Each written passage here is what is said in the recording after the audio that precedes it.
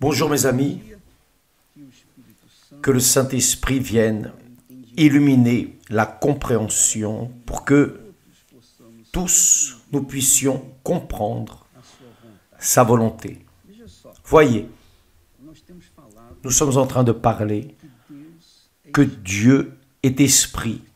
C'est ce qui est écrit, c'est ce que Jésus a dit. Dieu est esprit.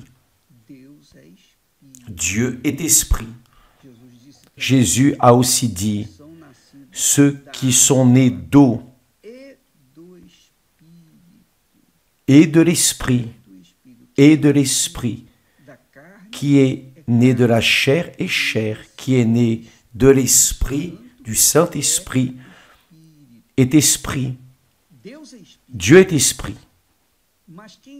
Mais qui est né du Saint-Esprit est esprit également, en plus d'avoir l'âme et le corps, même ainsi, son essence est spirituelle. Donc, lorsque l'on dit que celui qui est né de l'esprit est esprit, cela veut dire que la personne est spirituelle, son essence est spirituelle. Qu'est-ce que cela signifie dans la pratique? Qu'est-ce que cela veut dire être esprit ou être spirituel? C'est le grand besoin des personnes. Naître de nouveau, naître du Saint-Esprit, naître d'eau et du Saint-Esprit, pour qu'elles puissent être esprit spirituel. Que veut dire cela alors, évêque? Je pense, je crois, en accord avec ce que je connais de la parole de Dieu, la chose suivante. Dieu est esprit. Et l'Esprit de Dieu vient pour nous faire spirituels, c'est-à-dire plus rationnels, moins émotionnels, plus d'intelligence, de raison, tête, moins de cœur, de sentiment, de sentimentalisme. Donc, Dieu est esprit. Mais Dieu a une âme.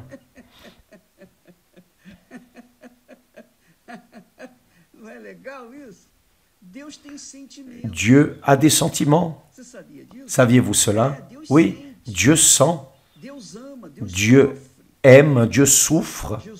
Jésus a dit, avant d'être emprisonné là au Gethsémani, il a dit, mon âme est profondément triste jusqu'à la mort.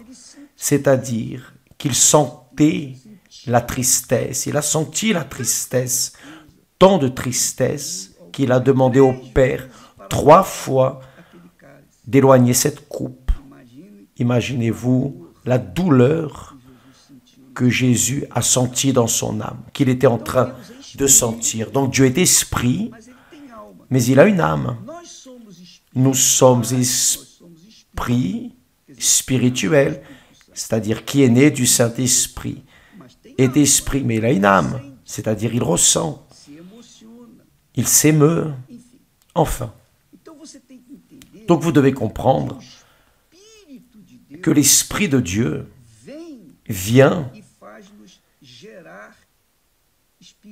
et nous fait engendrer esprit. Donc nous sommes spirituels, nous sommes esprits, ce qui veut dire rationnel. Nous pensons. Dans ma compréhension, de mon point de vue, Dieu est parole, Dieu est esprit. Quelle chose glorieuse! Dieu est parole. La parole, c'est ce qui pense, qui exprime sa volonté, son intellect, sa raison. Donc, lorsque nous parlons de ce qui est dans notre tête.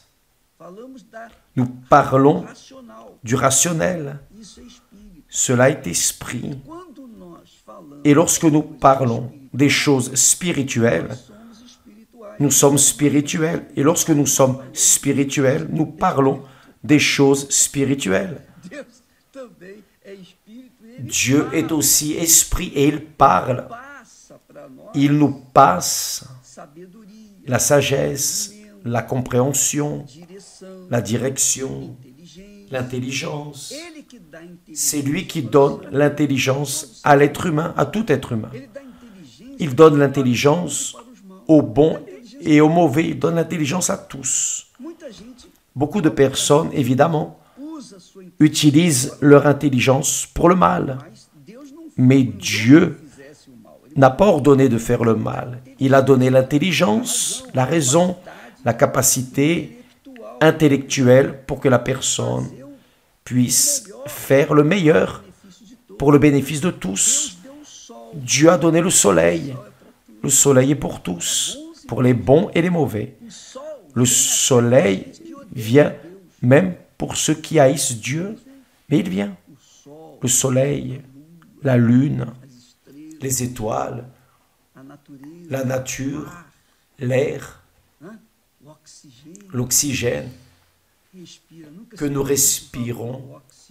On n'a jamais autant donné de valeur à l'oxygène que pendant la pandémie du Covid, n'est-ce pas? Donc, Dieu est esprit. Il donne l'intelligence, il donne son esprit, il donne sa sagesse pour que nous venions savoir comment conduire nos sentiments. En d'autres mots, il nous donne l'esprit pour que nous puissions comprendre sa volonté, y obéir, parce que l'obéissance est une attitude rationnelle. Si elle est émotionnelle, si la personne obéit selon son cœur, selon ses sentiments, certainement qu'elle fera le mauvais choix, certainement. Il n'y a aucun doute à ce sujet.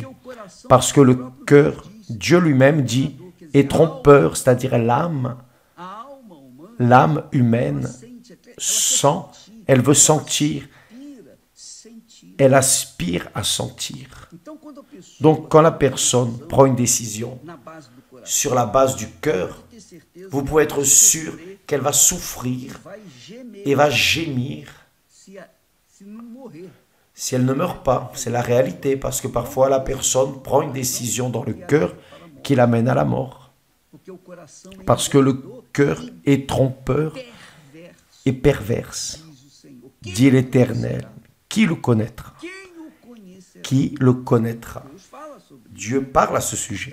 Donc, j'aimerais que vous compreniez la chose suivante. Dieu nous donne l'esprit pour conduire notre esprit, notre intelligence, pour que notre intelligence, notre esprit, conduise notre âme, nos sentiments. C'est cela. Et évidemment, le corps va remercier. Donc, l'esprit humain est pour guider l'âme, votre âme, vos sentiments, votre cœur, vos émotions. Vous devez contrôler vos émotions, c'est-à-dire contrôler votre cœur.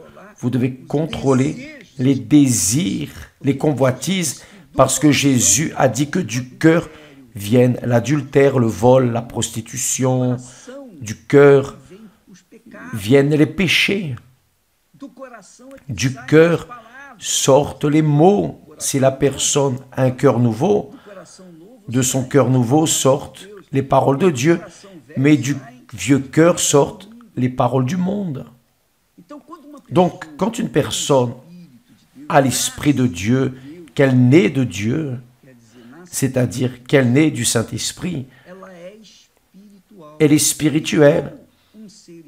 Et comme un être spirituel, elle ne vit pas dans le désordre, elle ne vit pas dans les fêtes, elle ne vit pas mise au milieu de personnes qui ne craignent pas Dieu.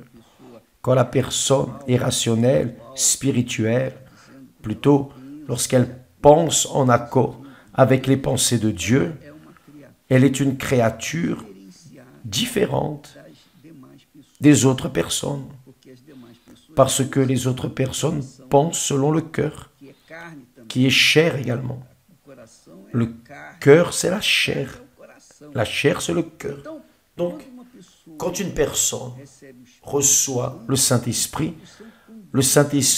conduit son esprit, c'est-à-dire son intelligence, sa raison, et son rationnel, son intelligence, conduit son cœur en accord avec la volonté de qui? De Dieu. Parce que c'est Dieu qui dirige notre esprit, et notre esprit, alors, conduit notre cœur et notre corps, qui est la matière physique. Il vit et remercie. Tant qu'il vit, il remercie. Une fois qu'il meurt, il va vers Dieu. Le corps retourne à la poussière. L'esprit que Dieu donne retourne à Dieu. L'intelligence, le rationnel, la sagesse retourne à Dieu. C'est un don que Dieu donne. Maintenant, et l'âme? Et l'âme, comment reste-t-elle? Le corps retourne à la poussière. L'esprit humain retourne à Dieu qui l'a donné. Mais, et l'âme, où va-t-elle? L'âme. C'est de ce dont nous traitons. Nous ne sommes pas ici en train de parler de religion, de philosophie. Nous traitons de l'éternité de l'âme. Où va votre âme? Où va votre âme? Jésus a dit, voyez, faites attention. Jésus a dit ainsi. Et que servirait-il à un homme de gagner tout le monde? C'est-à-dire, il utilise l'intelligence pour gagner de l'argent. Il utilise son intelligence pour gagner le monde. Mais s'il perd son âme, à quoi bon gagner tout et perdre son âme? Parce que l'âme ne meurt pas. L'âme n'a pas de sexe. L'âme n'a pas de couleur. L'âme n'a pas d'instruction. L'instruction, c'est ici dans la tête. L'âme ne fait que sentir. Elle est le centre des sentiments. Donc, où va votre âme? Moi, je n'ai pas choisi de venir au monde, ni vous. C'est-à-dire, nous ne choisissons pas de venir au monde, mais une fois venus à ce monde, Dieu nous a donné l'esprit pour que nous puissions guider notre âme, pour que nous puissions alors vivre une vie pleine dans ce monde matérialiste, ce monde matériel. Mais ce qui reste évident, c'est que l'esprit, l'intelligence que Dieu nous donne, retourne à Dieu. Le corps retourne à la terre, à la poussière. C'est comme dit le texte. Le texte dit, avant que le cordon d'argent se détache, la matière physique, le corps, avant que le cordon d'argent se détache, que le vase d'or se brise, qui symbolise aussi le corps humain, que le seau se rompe sur la source, c'est aussi le corps, la matière physique, et que la roue, c'est-à-dire la roue proche du puits, se casse sur la citerne, c'est le corps, la matière, un symbole, une analogie, disons, de la roue, du puits.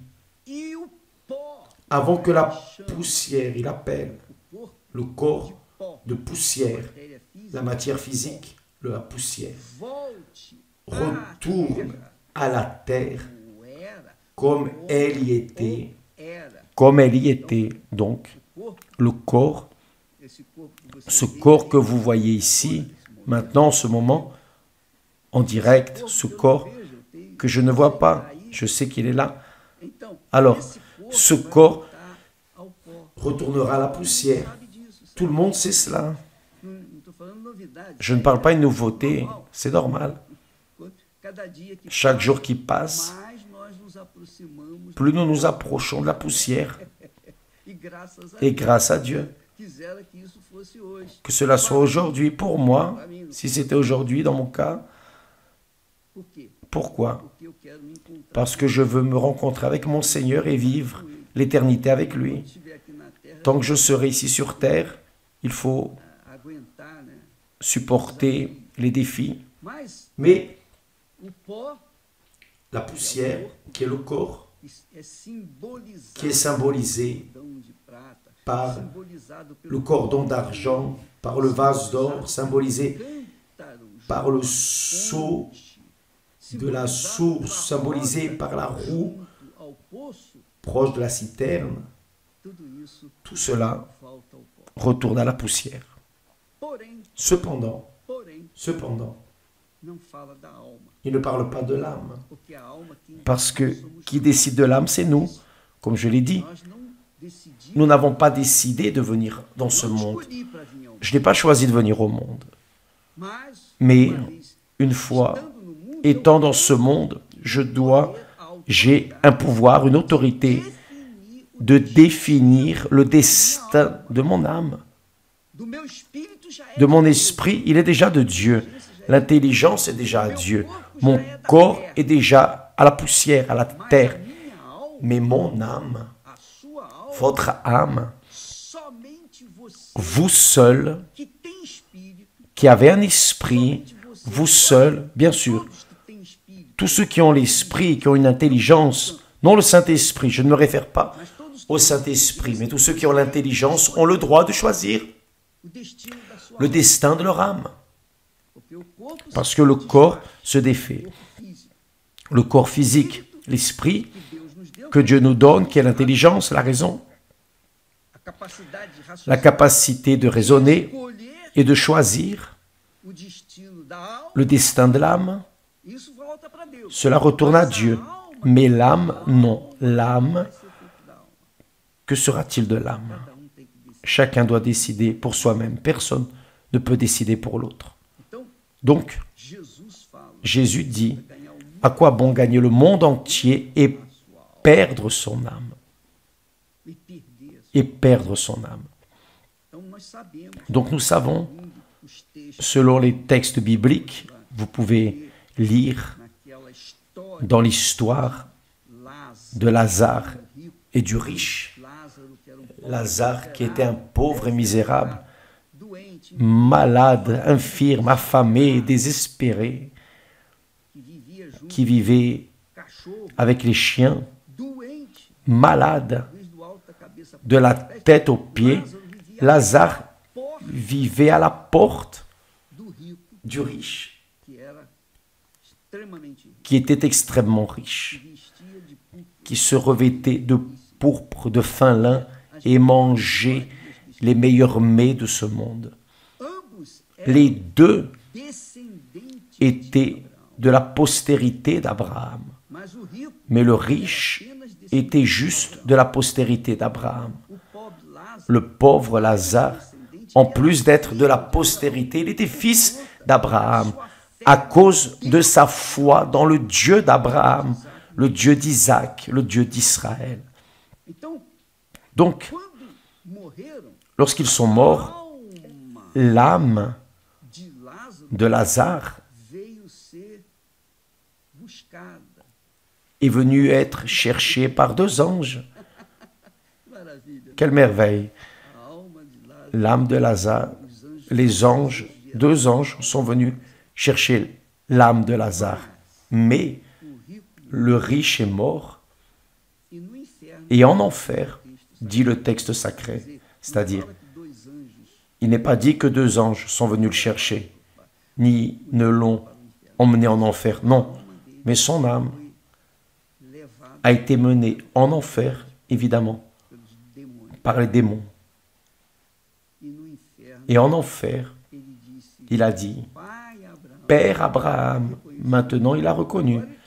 Maintenant, il appelait Abraham de père. Avant, c'était Abraham.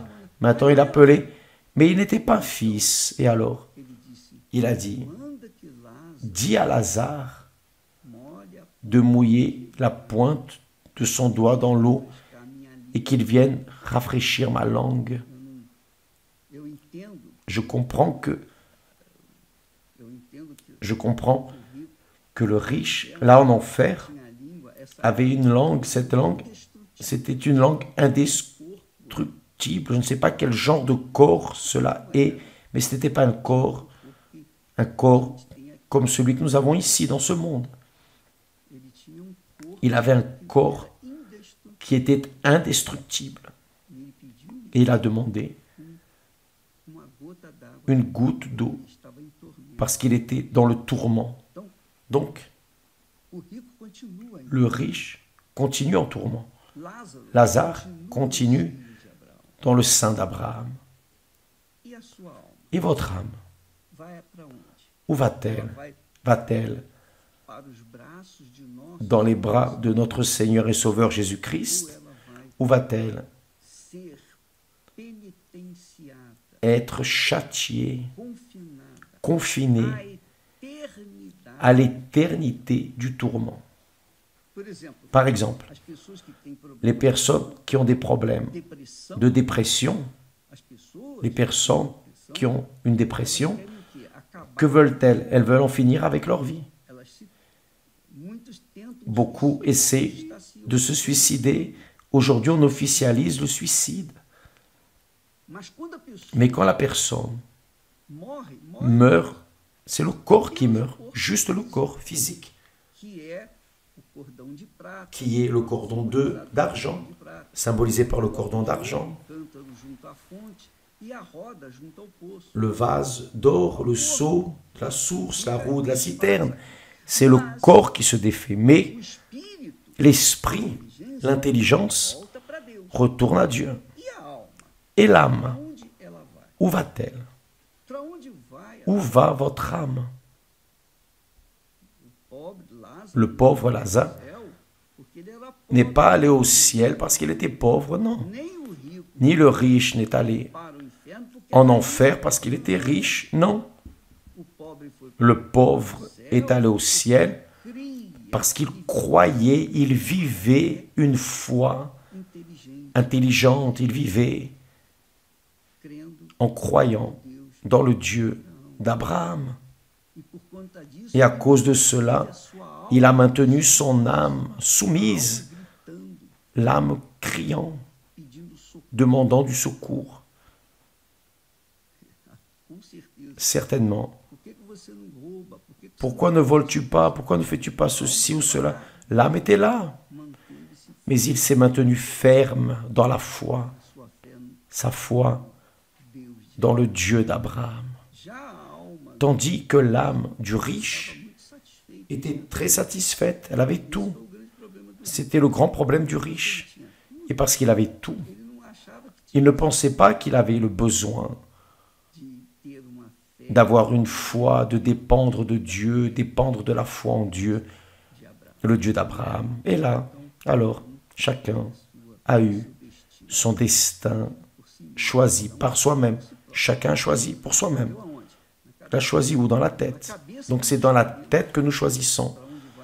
Où va notre âme? La parole de Dieu est exposée pour tout le monde, y compris.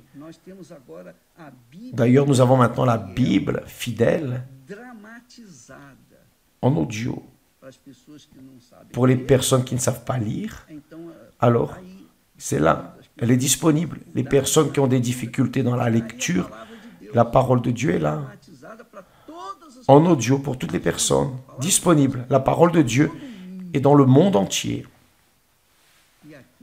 Et ceux qui utilisent la raison, l'intelligence et appliquent cette parole dans leur vie sont en train de faire le bon choix, sont en train de choisir d'être choisis par Dieu. C'est-à-dire les élus qui se font élire par Dieu parce qu'ils utilisent l'esprit, l'intelligence, la raison. C'est pour cela que la foi, mes amis, qui fuit de la raison, de l'intelligence, est une foi folle. Une foi folle. C'est la foi émotive, la foi du tralala, la foi du sentiment. Tandis que la personne est dans l'église, elle danse, elle roule, tombe par terre, parle en langue, parle des mensonges aussi quand elle est dehors. Elle parle en langue dans l'église et elle dit des mensonges à l'extérieur de l'église. Ce genre de foi émotive mène les personnes en enfer. C'est la réalité. Demain, nous en parlerons plus à ce sujet, d'accord? Que Dieu vous bénisse tous. Et ce dimanche, si vous êtes cette créature sans église, cette créature qui est confinée chez elle, dans votre petit monde de tourments, de souffrances, mes amis, après la mort, personne ne peut se tuer, vous saviez cela? La personne qui se tue aujourd'hui n'a pas le droit de se tuer de nouveau. C'est fini. Quand la personne vit un enfer dans ce monde, il n'y a qu'une issue, se tourner vers le Seigneur Jésus. Jésus a dit, souviens-toi d'où tu es tombé. Et ce dimanche sera le dimanche pour les personnes qui se rappellent le jour où elles sont tombées et qui veulent revenir. D'accord? Que Dieu vous bénisse tous et à demain au nom du Seigneur Jésus. Amen.